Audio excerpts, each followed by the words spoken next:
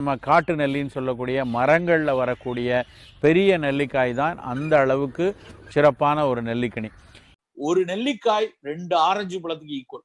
ஒரு நாளைக்கு தேவையான ஒட்டுமொத்த விட்டமின் சி அளவை ஒரே நெல்லிக்காயில நம்ம பெற முடியும். நெல்லிக்காய் இப்ப சீசன் மே, ஜூன், ஜூலை எல்லாம் கொத்து கொத்தா கிடைக்கிறது.